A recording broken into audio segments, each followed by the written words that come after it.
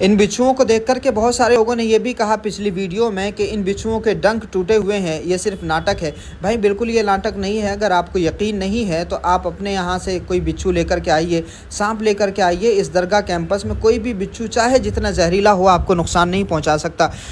ان بچھوؤں پر باضابطہ Discovery channel نے بھی اور آج تک چینل نے بھی ریسرچ کی بھی ہے۔ یہ بڑی خطرناک قسم کے بچھو ہیں، بہت خطرناک نسل کے بچھو ہیں، لیکن درگاہ کیمپس میں کسی کو یہ نقصان نہیں پہنچاتے۔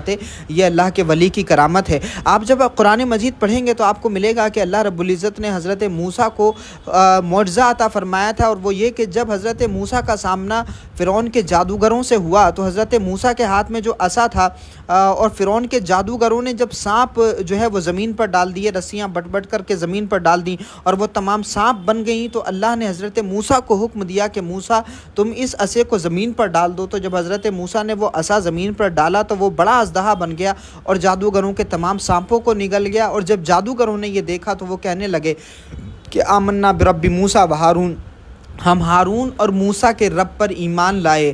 یعنی اللہ رب العزت اپنے نیک بندوں کو کچھ تصرفات، کچھ اختیارات اور کچھ طاقتیں عطا فرماتا ہے، اور وہی عجیب و غریب چیزیں دیکھ کر کے، وہی معجزے دیکھ کر کے بندگان خدا اللہ کے راستے میں آتے ہیں، اللہ سے بندوں کا رشتہ مضبوط ہوتا ہے۔ تو اللہ رب العزت نبیوں کے جانشین اولیاء کو بھی کچھ تصرفات اور اختیارات عطا فرماتا ہے، اور یہی کرامتیں بندگان خدا کی ہدایت کا ذریعہ بنتی ہیں۔